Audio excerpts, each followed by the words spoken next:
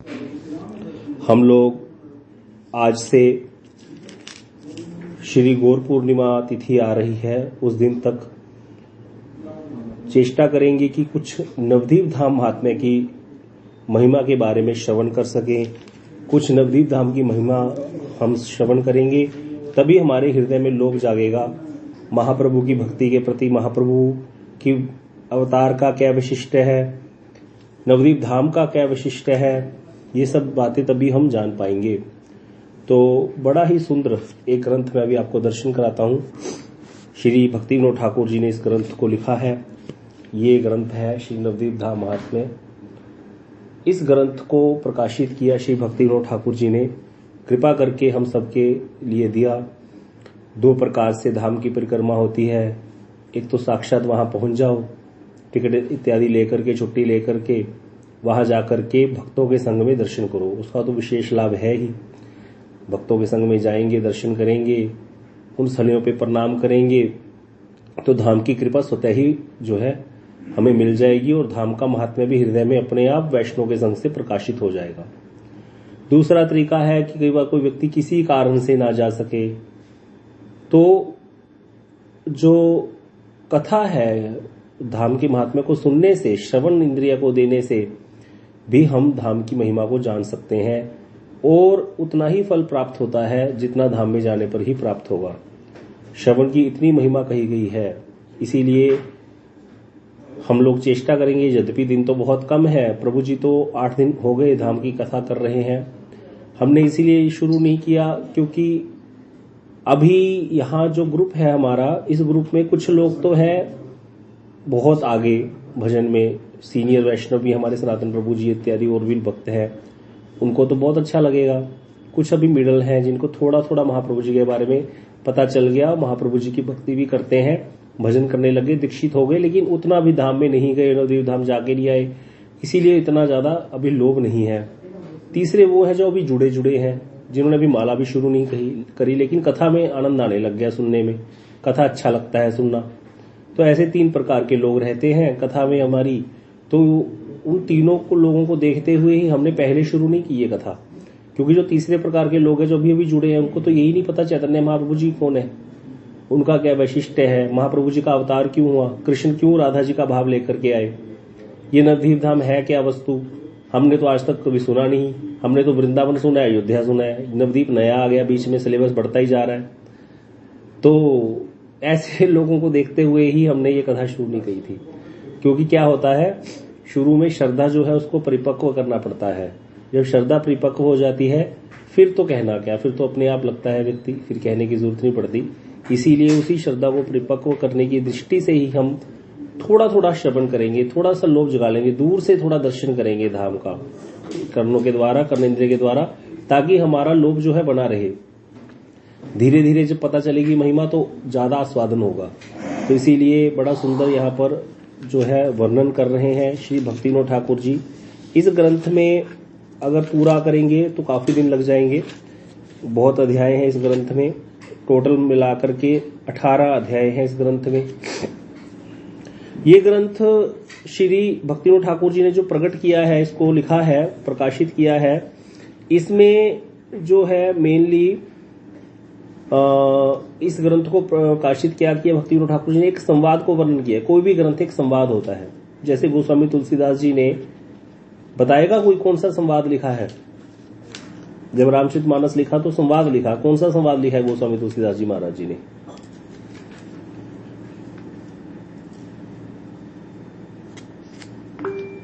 हाँ जी डॉक्टर अच्युत बताइए। शिव पार्वती संवाद। हाँ, शिव पार्वती संवाद को, काव्यचंडी और गरुड़ जी की कथा को, तुलसीदास जी और संतों की कथा को, और याज्ञवल्क्य ऋषि और भरद्वाज मुनि की कथा को। तो 4 संवाद गोस्वामी तुलसीदास जी ने वर्णन किए। इसी प्रकार श्रीमद् भागवतम भी संवाद है। ये किसका संवाद है, कोई बता सकता है महानुभाव? श्रीमद् भागवत कथा जो है, यह भी कोई कर रहा है और कोई सुन रहा है। कौन कर रहा है, कौन सुन रहा है? उसी चीज को भाषाबद्ध किया वेद व्यास जी महाराज जी ने। सुना रहे हैं, परीक्षित जी सुन रहे हैं। एक संवाद हो गया सुखदेव गोस्वामी और परीक्षित जी महाराज। शिव जी सुना रहे हैं और पार्वती जी सुन रहे हैं वो अमर कथा। हाँ ठीक है, वो भी ठीक है। और एक सनक सनातन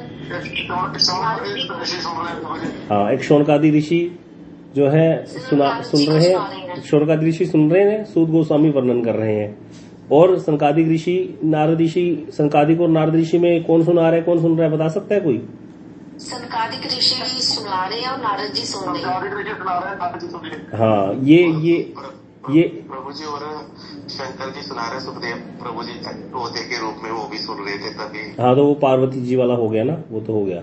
तो इस प्रकार से श्रीमद् भागवतम भी, और गोकर्ण जी सुना रहे हैं, और कौन सुन रहा है, धुंधकारी सुन रहा है। इस तरह से ये जो है संवाद रहते हैं भागवत जी में। तो हर एक ग्रंथ एक संवाद होता है, कोई भी ग्रंथ हो उसमें संवाद रहता है। जो श्रीमद् भगवत गीता हम सुन रहे हैं, ये किसका संवाद है? हाँ, भगवान कृष्ण और अर्जुन का संवाद है। लेकिन इसको वर्णन कौन कर रहा है? इसको धृतराष्ट्र और संजय वर्णन कर रहे हैं। लेकिन धृतराष्ट्र ने गीता सुनी क्या नहीं सुनी? कुछ नहीं सुना उसने, उसको कुछ सुनाई नहीं दिया। संजय को उस समय कुछ पता चला नहीं था। उसको उसने ये कहा था, अगर मुझे को एक शब्द भी समझ में आ जाए तो मैं कृतार्थ हो जाऊंगा, लेकिन अभी मेरे सामने एक प्रकाश है, बस मैं उसी को देख पा रहा हूं। तो इस तरह से बड़े सुंदर सुंदर संवाद हैं। संवाद के माध्यम से ही ग्रंथ प्रकाशित होता है। तो इस ग्रंथ में, नवद्वीप धाम महात्म्य में, श्री जीव गोस्वामी और श्री नित्यानंद प्रभु का संवाद है। श्री नित्यानंद प्रभु जीव गोस्वामी जी को धाम के दर्शन करा रहे हैं। तो जब जीव गोस्वामी नित्यानंद प्रभु के पास गए थे, उस समय नित्यानंद प्रभु ने ही जीव गोस्वामी को सबसे पहले ब्रज ये गौड़ मंडल की परिक्रमा कराई थी। तो उसी परिक्रमा को जो जीव गोस्वामी जी को नित्यानंद प्रभु करवा रहे हैं ले जा करके, उसी को भाषाबद्ध किया, प्रकाशित कर दिया श्री भक्ति विनोद ठाकुर जी ने। ये समझो बस। तो यहाँ पर ये हर्ष प्रभु जी ने जो दिखाया, ये हृदय चैतन्य प्रभु जी ने, ये अंतरद्वीप है, ये 9 आइलैंड्स है, नवद्वीप बोलते हैं ना, 9 आइलैंड्स हैं। तो 9 आइलैंड में क्या है? यहाँ पर अंतरद्वीप बिल्कुल बीच में जो है अंतरद्वीप है। फिर इधर सीमंत द्वीप है, और इधर मोद्रुम द्वीप है, आप लोग जयध्वनि देते हो ना, जन्नू द्वीप है, ऋतु द्वीप है, और गोद्रुम द्वीप है, कोल द्वीप है। अब आपको मैं एक बार सारा मोटा मोटा ही दर्शन करा देता हूं। जिन लोग गए उनको तो समझ में आ जाएगा, जो लोग नहीं गए उनको थोड़ा थोड़ा पता चल जाएगा। कोलद्वीप जो हम है, कोलद्वीप में हमारा मठ है। हमारा जो केशव जी गौड़िया मठ है वो कोलद्वीप में है। जिस गौड़िया मठ की आप लोग जयध्वनि में जय बोलते हो, देवानंद गौड़िया मठ की जय हो, वो भी कोलद्वीप में ही है। कोलद्वीप जो है ये अपराध भंजन स्थान है। यहीं पर वाराह भगवान ने अपने शरीर को गलाया था। जब वाराह भगवान ने पृथ्वी का उद्धार किया था, हिरण्याक्ष का वध किया था, तो अपने शरीर को यहीं पर आकर के जो है भगवान ने क्या किया था, एक विग्रह के रूप में प्रकट हो गए थे यहाँ पर। तो ये वाराह क्षेत्र भी बोलते हैं इसको। वाराह क्षेत्र भारत में कई जगह पर है। जहां पर तिरुपति बालाजी है वो भी वाराह क्षेत्र है। जहां पर ये हम वृंदावन में रहते हैं, यहाँ से पास एक जगह है सोरों, जिसको सूकर क्षेत्र भी बोलते हैं। सोरों जो है, वहां पर गोस्वामी तुलसीदास जी ने अपने गुरुदेव से रामचरितमानस की कथा सुनी थी, नरहयानंद जी से। एक बार वहां मेला लगा था, सरयू घाघरा नदी का संगम है वहां पर। तो वहीं पर गोस्वामी जी के गुरुदेव श्री नरहयानंद जी वहां गए थे, 5 साल वहीं रहे थे। तब जब मेला लगा था, उस समय गोस्वामी जी कहते, मुझे मेरे गुरुदेव ने यद्यपि ये सोरों क्षेत्र में कथा सुनाई थी, लेकिन लड़कपन के कारण मैं इसको समझ नहीं पाया। अब मैं दोबारा इस कथा को संवत 1631 में भाषाबद्ध कर रहा हूं। वो उस दिन था 9वीं तिथि मधुमास पुरीता, रामनवमी के दिन गोस्वामी जी ने ग्रंथ लिखा था। तो इस प्रकार सोरों क्षेत्र कई जगह है। तो इसी प्रकार जैसे कल्प भेद से भगवान के अवतार होते हैं ना, बार बार भगवान अवतार लेते हैं कल्प भेद में अलग अलग। तो कभी शुक्र अवतार आकर के कहीं पर लीन करते हैं अपने शरीर को, कहीं अपने शरीर को कहीं पर लीन करते हैं, कभी कभी यहाँ कोलद्वीप में भी लीन करते हैं। इसीलिए हमारे 2 मठ हैं कोलद्वीप में, एक तो देवानंद गौड़िया मठ, एक हमारा केशव जी गौड़िया मठ, जहां पर जाकर हम रुकते हैं। दोनों मठों में ही श्री वाराह भगवान का विग्रह स्थापित किया। परम गुरुदेव ने स्थापित किया, फिर बाद में गुरुदेव ने मठ बनाया, उसमें भी स्थापित किया। तो इसीलिए वहां पर वाराह लक्ष्मी वाराह को स्थापित किया गया है। ये वाराह क्षेत्र भी है। और कोलद्वीप को की चुना हमारे परम गुरुदेव ने, शिला भक्ति प्रज्ञान केशव गोस्वामी महाराज जी ने, क्योंकि ये अपराध भंजन स्थान है। यहाँ पर अपराध जो है, महाप्रभु जी ने कितने बड़े बड़े अपराधियों को जो है गति प्रदान कर दी, उनके अपराध को नष्ट करवा करके उनको जो है बुद्धि दी और उनको प्रेम प्रदान कर दिया। तो इसीलिए परम गुरुदेव को पता था, बद्ध जीव से अपराध तो किसी न किसी कारण से हो ही जाता है। यद्यपि पूरा नवद्वीप धाम ही अपराध भंजन है, लेकिन कोलद्वीप विशेष रूप से अपराध भंजन स्थान है। तो इस तरह से कोलद्वीप है जहां पर हम जाकर रुकते हैं। फिर वहां से परिक्रमा करने हम अंतरद्वीप जाते हैं। पहले दिन परिक्रमा मायापुर जाती है। अंतरद्वीप को मायापुर भी बोलते हैं, जिसको योग पीठ भी बोलते हैं। जहां पर भगवान का जन्म हुआ चैतन्य महाप्रभु जी का। तो इस तरह से वहां पर 9 आइलैंड्स हैं और ये मोद्रुम द्वीप है। और जहां पर मोद्रुम द्वीप में क्या हुआ था, थोड़ा थोड़ा सुन लीजिए कथा, फिर आगे विस्तार से भी सुन लेंगे हम। मोद्रुम द्वीप में क्या होता, मोद का अर्थ होता है आनंद बढ़ना। तो आनंद में स्थान है। यहीं पर राम जी वनवास के समय एक बार आए थे और यहीं पर राम जी और सीता जी जब बैठे थे एक पेड़ के नीचे, तो राम जी जो है उन्होंने सीता जी को कहा था कि इस अवतार में तो तुमको क्या होगा, मेरा और तुम्हारा विरह होगा, अलग हो जाएंगे हम लोग, लेकिन विच्छेद होने पर मैं तो रहूंगा महल में और तुम रहोगी जंगल में। फिर उसी का ऋण चुकाने के लिए मैं अभी एक अवतार और लूंगा, इसी जगह पर आऊंगा और फिर क्या होगा, मैं तो जाऊंगा वन में और तुम रहोगी घर में। इस अवतार में मैं घर में रहूंगा, तुम वन में जाओगी। तो इसीलिए चैतन्य महाप्रभु जी ने अवतार लिया और संन्यास लिया। संन्यास लेकर के महाप्रभु जी तो जगन्नाथपुरी चले गए और उनकी जो शक्ति है, जो विष्णु प्रिया देवी है, वो साक्षात लक्ष्मी स्वरूपा ही है, तो वो विष्णु प्रिया देवी जी घर पे रही थी। तो इसीलिए ये मोद्रुम द्वीप है। आगे सीमंत द्वीप है, ये अंतरद्वीप के आगे जाकर के आता है। इसको गंगा जी ने अपने बीच में जो है समा लिया। अब जाकर वहां अलग से हम दर्शन नहीं कर सकते।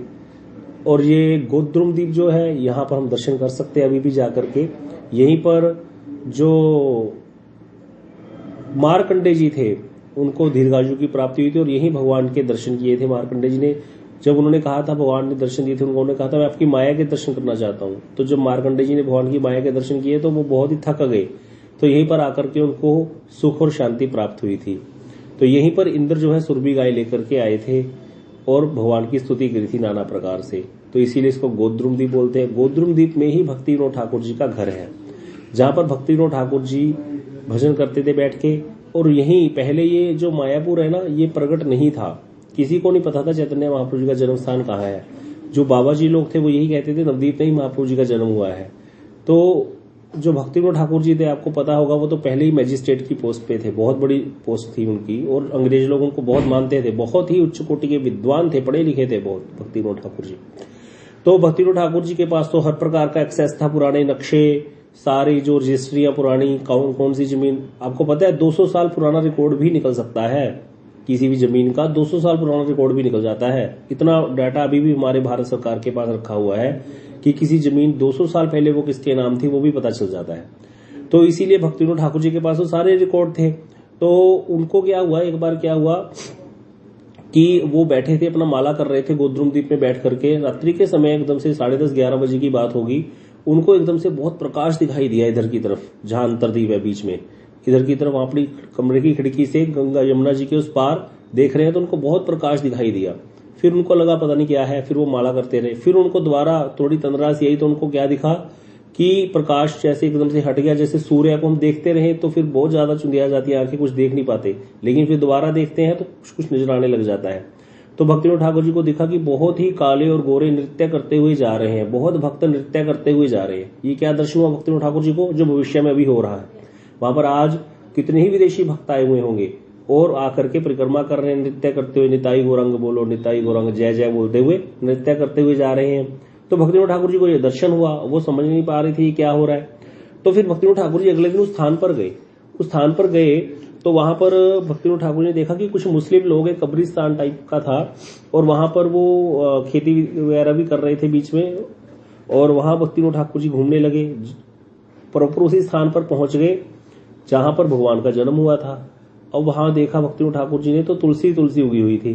तो भक्ति विनोद ठाकुर जी ने पूछा कि ये तुलसी भैया, ये तुलसी कहाँ से आ गई यहाँ पे, आप तो मुस्लिम हो। बोले पता नहीं महाराज ये कहाँ से आ जाती है, ये घास, उनको तो पता नहीं ना तुलसी। बोले ये घास हम कितना भी हटा दें इसको, ये दोबारा अपने आप यहीं पे अपने आप उग जाता है।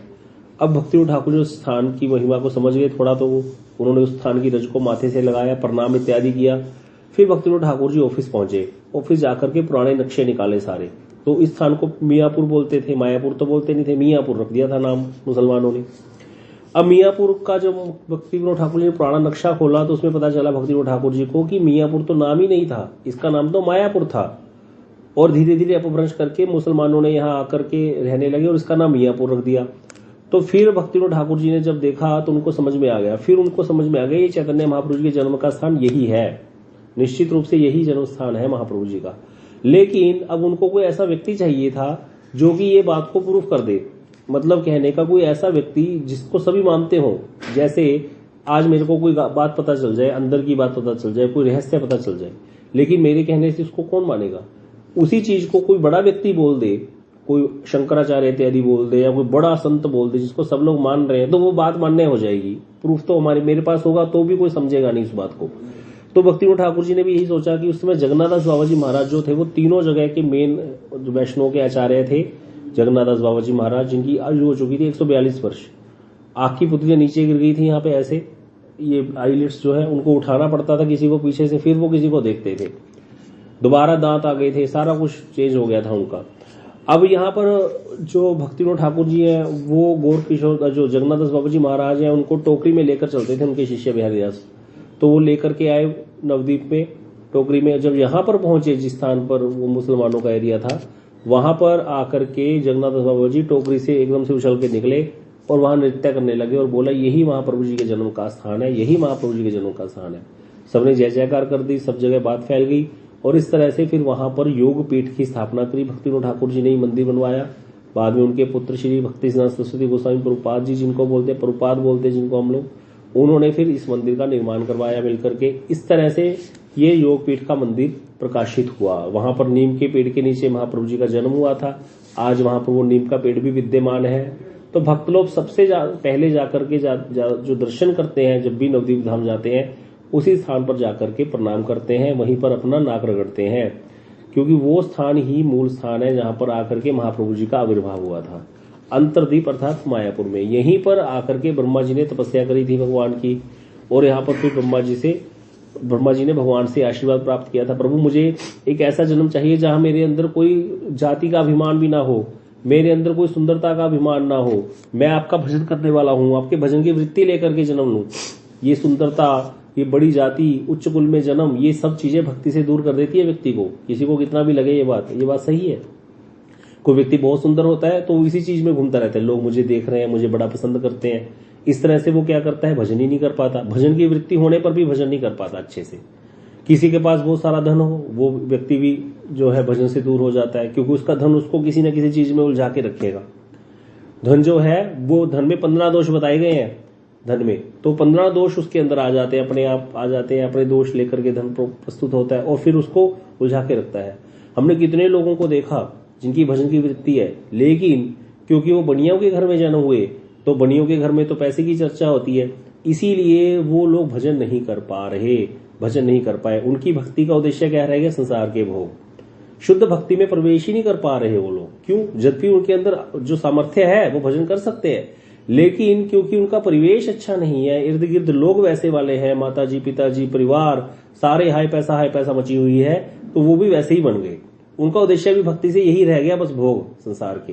तो इसीलिए ये बड़ी जरूरी बात होती है कि हमारा संग जो है वो कैसा है। हम इसीलिए बार बार ठाकुर जी से प्रार्थना करनी चाहिए, मुझको वैष्णव संग प्रदान करो, मुझको वैष्णव संग प्रदान करो।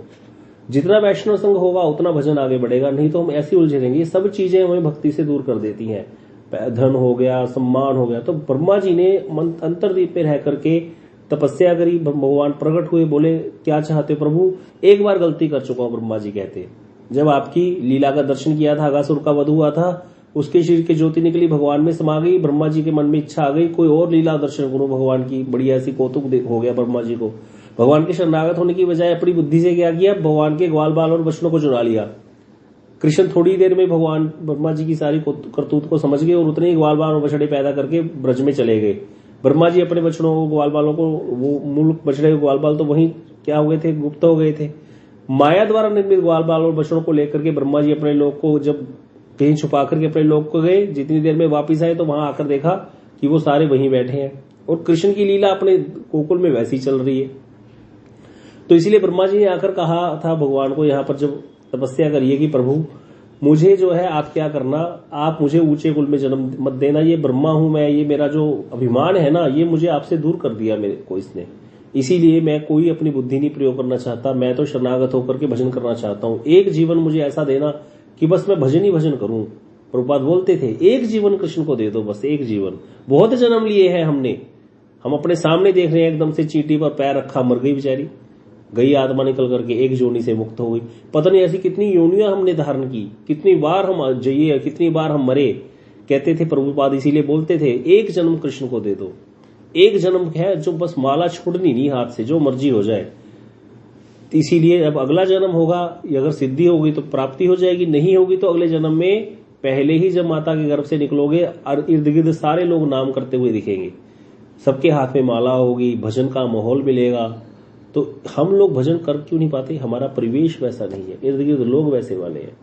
तो ब्रह्मा जी ने कहा, प्रभु मुझे ऊंचे कुल में जन्म मत देना, मुझे जो है धन संपत्ति रूप यौवन इत्यादि मत देना, मुझे क्या करना, मुझे तो बिल्कुल नीच कुल में जन्म देना और कुरूप बनाना, ताकि मैं आपका भजन कर सकूं। इसीलिए ब्रह्मा जी ही हरिदास ठाकुर जी के रूप में जन्म लिए। ये नामाचार्य कहलाए।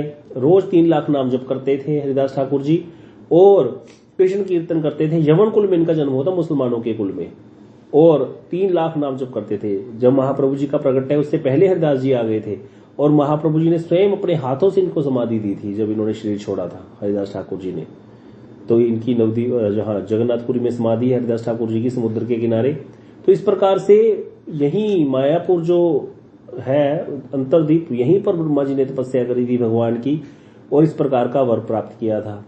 तो ये बड़ा ही सुंदर स्थान है। कभी भी आप जाओ अंतरदीप में, जहां मायापुर है, योगपीठ जिसको बोलते हैं, वहां दर्शन जरूर करना। पहले उसके पास ही इस्कॉन टेम्पल है, बहुत बड़ा विश्व प्रसिद्ध मंदिर बन रहा है इस्कॉन का वहां पर, वो भी बहुत ही सुंदर है, देखने लायक है। उसके पास ही प्रभुपाद जी का पहला मठ, जिसको आकर मठ बोलते हैं, चैतन्य मठ, जो सबसे पहला मठ स्थापित किया था प्रभुपाद जी ने, भक्ति विनोद ठाकुर जी के पुत्र श्रीला भक्ति सिद्धांत सरस्वती गोस्वामी प्रभुपाद जी ने, वो मठ के दर्शन है। उसी मठ के अंदर गौर किशोर दास बाबा जी महाराज जी की समाधि है। गुरु गंधर्विका रोज बोलते हैं ना, जय जय श्री गुरु गौरांग गंधर्विका गिरधारी श्री राधा विनोद विहारी जी की जय। कईयों को तो बोलना ही नहीं आता गांधार्विका गिरधारी। तो वो गांधार्विका गिरधारी क्या है, कभी किसी ने प्रश्न ही नहीं किया। कोई बता सकता है गांधार्विका गिरधारी क्या है?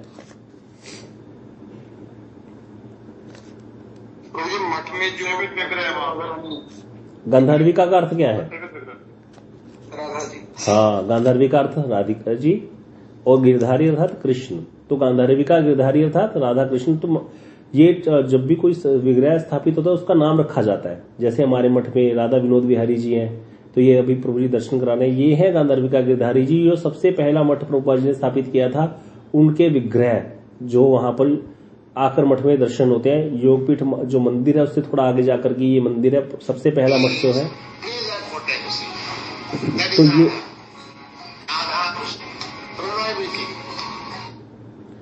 तो ये जो है, ये गांधार्विका गिरधारी जो हर्ष प्रभु ने दर्शन कराए आपको, ये गांधार्विका गिरधारी जी हैं चैतन्य मठ में। और वहीं पर प्रभुपाद जी की समाधि है और वहीं राधा कुंड भी है, श्याम कुंड भी प्रभुपाद जी ने स्थापित किया और गिरिराज गोवर्धन भी है। तो वहां पर सब स्थान है, प्रभुपाद जहां रहते थे वहीं राधा कुंड प्रकट है। तो इस तरह से वो स्थान है बड़ा सुंदर। और वहीं पर हिडन प्लेस जो हम बताते हैं ना, जैसे नित्यानंद प्रभु की कथा कर रहे थे, नित्यानंद प्रभु आकर छुप गए थे। अद्वैताचार्य जी ने कहा था चैतन्य महाप्रभु जी को, ये चोर है यहाँ पर रह करके मेरी चोरी करता रहा, इतने दिन तक छुपा रहा। नवदीप में भगवान का अवतार हो गया था लेकिन किसी को पता ही नहीं था। महाप्रभु बालक के रूप में अद्वैताचार्य जी की पाठशाला में जाते थे अपने बड़े भाई को बुलाने, लेकिन क्या करते थे, उनको मंत्र बोध करके आ जाते थे। अपने आप को प्रकाशित तो कर ही नहीं रहे थे भगवान। जब भगवान ने अपने आप को प्रकाशित किया चैतन्य महाप्रभु जी ने, तब जो है अद्वैताचार्य जी चोर चोर कह के बुलाते थे। चोर यहीं पे रहता था और मेरे से ही छुपा रहा, अब देखता हूं चोर जो है मेरी चोरी कैसे करता है। इसी तरह से अद्वैताचार्य जी हैं जो आकर के छुप गए थे नंदनाचार्य जी के घर में। तो महाप्रभु जी ने कहा था वो नाड़ा बूढ़ा मेरी परीक्षा लेना चाहता है। पहले तो मैं वैकुंठ में आराम से सो रहा था, आवाज दे दे करके पुकार के मुझे यहाँ बुला लिया, अब वहां छुप करके बैठा है नंदनाचार्य जी के घर में, मेरी परीक्षा ले रहा है, जाओ बुला करके लेके आ उसको। तो इस तरह से वो हाइडिंग प्लेस जो है वो चैतन्य गौड़िया मठ है मेरे जहां से मेरी दीक्षा हुई है, वो चैतन्य गौड़िया मठ भी वही मायापुर में ही है। इस तरह से कुछ विशेष स्थान है, वहां तो बहुत सारे मठ है, लेकिन इन विशेष स्थानों पर हम दर्शन करते हैं। मेरे गुरुदेव की समाधि है वहां पर, श्रील भक्ति विज्ञान भारती गोसाई महाराज जी की, और मेरे परम गुरुदेव श्रील भक्ति माधव गोसाई महाराज जी की समाधि है। तो इस तरह से सारे वहां पर दर्शन है जो मायापुर है। और जैसे इस्कॉन टेम्पल है, तो बहुत ही बड़ा है इस्कॉन टेम्पल। जो लोग जाते हैं कभी आउट ऑफ सीजन तो वहीं पर रुकते हैं। इस्कॉन में बहुत अच्छी व्यवस्था है रुकने इत्यादि की। और फिर उसके बाद मायापुर के पास ही आगे जाकर के और भी बड़े सुंदर सुंदर स्थान है दर्शन करने वाले। जैसे सीमंत द्वीप का वर्णन आया तो सीमंत द्वीप जो है, जो हम जयध्वनि में बोलते हैं, सीमंत द्वीप अभी लुप्त हो चुका है। वहां पर चैतन्य कृष्ण जो शिवजी जो है एक बार बहुत गौर नाम ले लेकर नृत्य करने लगे। तो पार्वती देवी शिवजी को कहती, प्रभु मैंने आपको बहुत खुश होते देखा है कृष्ण नाम राम नाम लेते हुए, लेकिन ये आज एक नया नाम ले रहे हो, गौर गौर कह करके आप नृत्य कर रहे हो। ये गौर कौन है? और आपको आज तक मैंने कभी इतना खुश नहीं देखा। आप राम नाम लेते भी बड़ा नृत्य करते हो, आप कृष्ण नाम लेते हुए भी आनंद में नृत्य करते हो। आपको ये भी नहीं याद रहता मेरे सिर पर कपड़ा है कि नहीं है। यार नामानंदे शिव वसन न जाने, यार यशे नाचे शिव से नाचे अपने।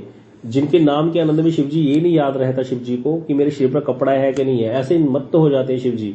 ये है महाप्रभु जी का अवतार।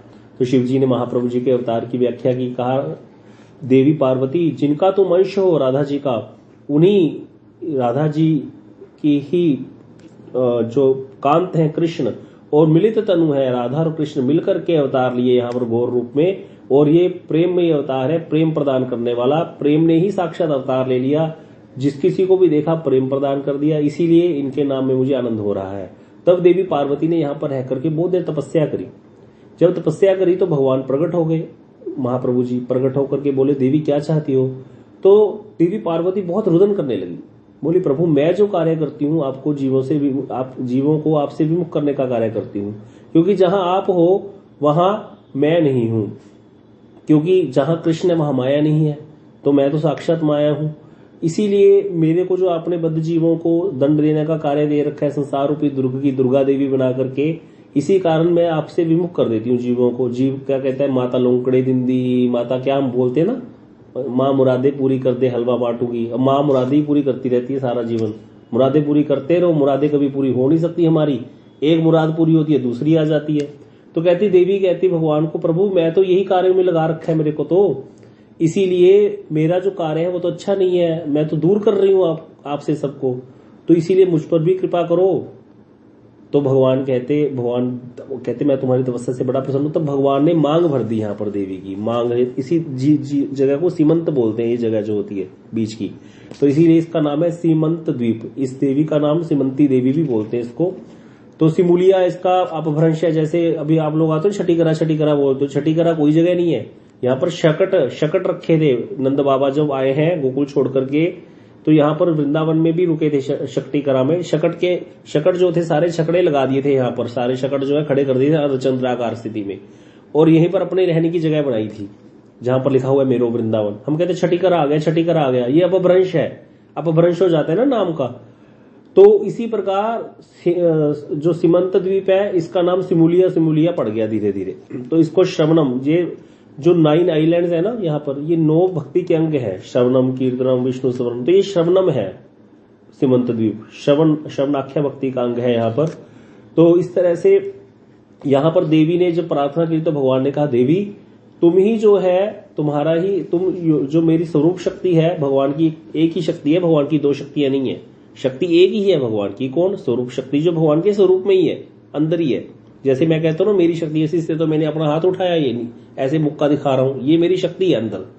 तो भगवान की भी शक्ति है। अब जो भगवान की शक्ति है, जो वो जब रूप धारण कर लेती है तो वो राधा जी है, कृष्ण के साथ है, वो मूल है, पराशक्ति है। उसी शक्ति का अंश जो है वो क्या हो जाता है, फिर जीव शक्ति है, जिससे सारे जीव प्रकाशित होते हैं। और उसी शक्ति की छाया जो है, शक्ति की छाया, वो कहती है ये माया देवी। तो भगवान की स्वरूप शक्ति ही योग माया इत्यादि सब नाम है उसके, लेकिन जो छाया है वो माया है, महामाया जिसको बोलते हैं, जो पार्वती देवी है, दुर्गा है, जो शिवजी के साथ विराजती है।